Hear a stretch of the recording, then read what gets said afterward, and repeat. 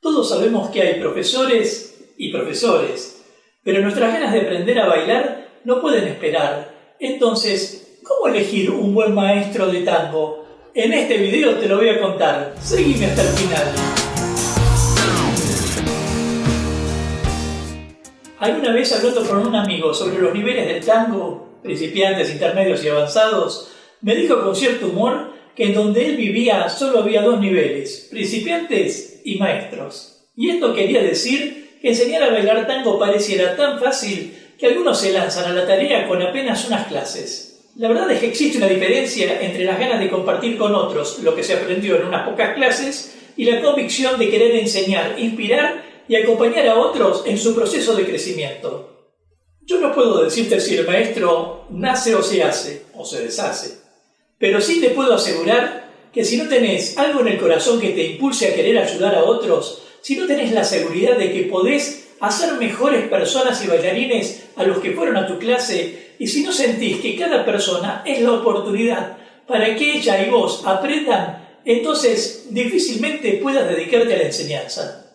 Está claro que siempre mantenemos la idea de que el maestro debe tener vocación, pero a veces la vocación, por desgaste de los años, poca valoración o lo que fuere, empieza a erosionarse. Y allí es cuando pensamos que no alcanza solo con la vocación, sino que hay que mantener otra cosa, una actitud. Hay que entusiasmar al alumnado y alentarle el estudio. Y no digo alentarle solo el estudio de pasos, porque los pasos podemos copiarlos con solo verlos una vez, como te enseñé en el video cómo retener un movimiento al verlo, cuyo enlace te dejo aquí abajo en la descripción, sino alentarlos en el estudio de la técnica, de la historia y la cultura del tango. Si estás de acuerdo conmigo, déjame un comentario aquí abajo y de paso forma parte de la comunidad Tango Milonga suscribiéndote ya a este canal y activando la campanita de notificaciones para enterarte rápidamente de cuándo aparecerá el próximo video de técnica, cultura o actualidad de tango argentino. Mi nombre es Gustavo Bensecrezaba y ahora sí, continuemos.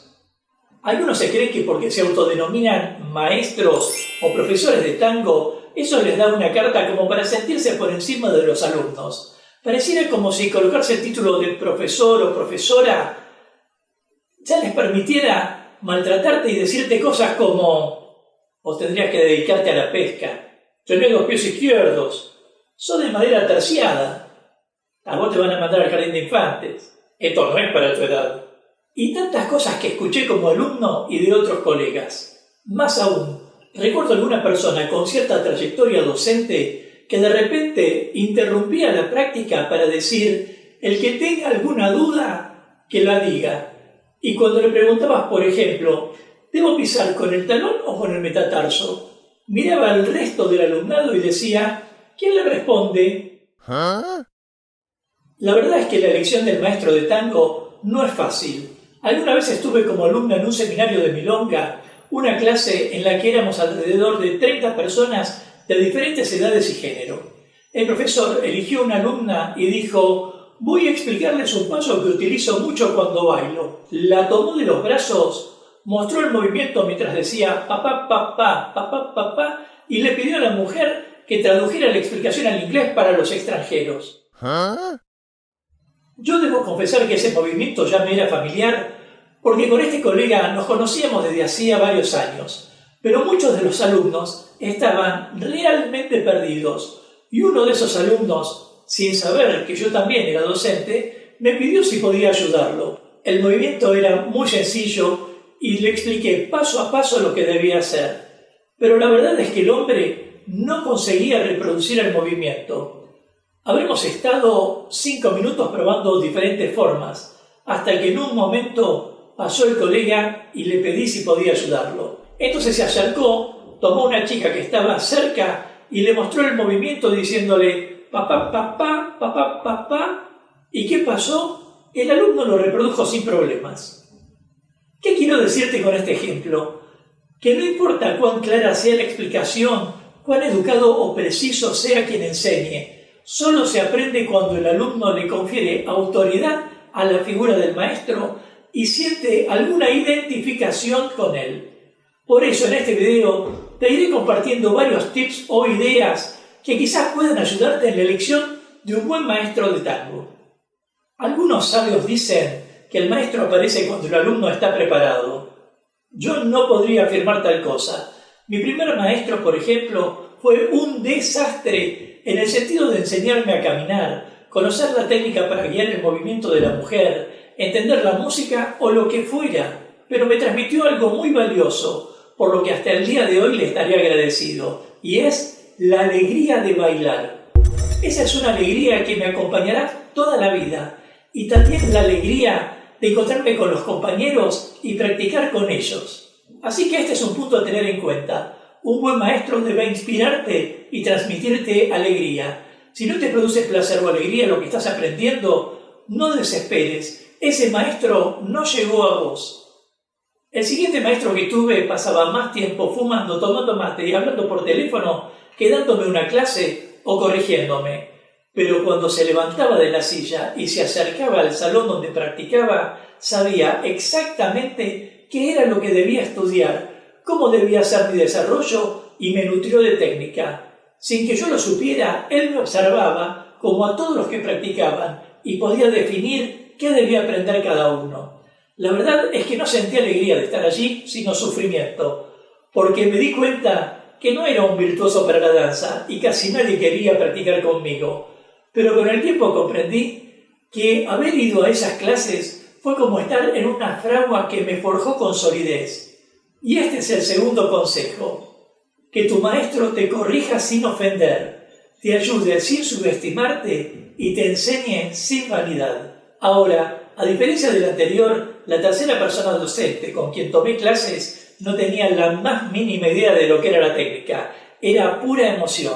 Tenía movimientos hermosos, muchos movimientos hermosos, tomados de viejos milongueros, pero todos los hacía con rusticidad. Sin embargo, a pesar de eso, rescaté algo fundamental.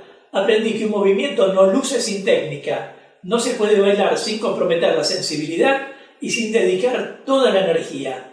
De modo que la figura docente debiera acompañarte en tu proceso, comprender tus preocupaciones y guiarte.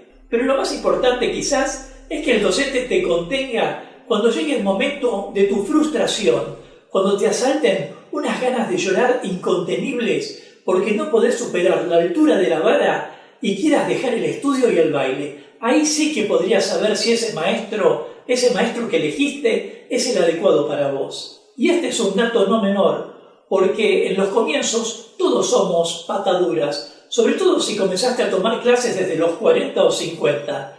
La capacidad de entender el modo de mover el cuerpo no es el mismo que el de un adolescente, así que el docente debiera tener suficiente capacidad de observación como para cuidar tu proceso, de modo que puedas ir superando cada paso. A veces algunos alumnos preguntan: ¿qué debo aprender primero? La verdad es que ese tema daría para otro video, pero digamos que en principio un buen maestro jamás te diría: en 4 clases ya salí bailando. Por el contrario, un buen maestro es el que te hace encontrarte con tu cuerpo en una caminata, te hace entender los cambios de peso practicando en pareja o te muestra cómo debías estar bien parado entre tantas otras cosas que no se pueden mencionar en unos pocos minutos.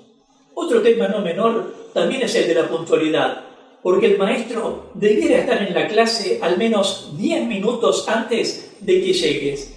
Yo he visto a muchos docentes llegar a veces 15 minutos más tarde y los ánimos del alumno cambian tanto en esos 15 minutos sintiendo la falta de respeto por el tiempo ajeno que ya la clase se vuelve distinta. Después el docente dirá: perdón, tuve que terminar un acorio. Había un embotellamiento tremendo. Y todo lo que quiera decirse, pero salvo que te avisara con antelación que llegaría tarde, es mejor no estudiar con el ánimo cambiado. Por eso elegir a un buen maestro o una buena maestra de tango es una tarea de ensayo y error hasta que encuentres aquel o aquella con quien sientas una identificación y piensas que será la persona indicada. A veces alcanza con sentir admiración, pero sobre todo se trata, para decirlo de otro modo, de una búsqueda de personalidades compatibles y también de una búsqueda de tu propio interior, de lo que te está pasando. Lo que sí debo sugerirte es que una vez que encuentres a tu maestro, lo sigas hasta sentirte formado y luego cambies de escuela para seguir puliendo tu conocimiento. Y una vez que estés sólido en ese estilo, cambies a una escuela antagónica para aprender otro aspecto más que te haga amar el tango. No ames solo el baile, ama el tango.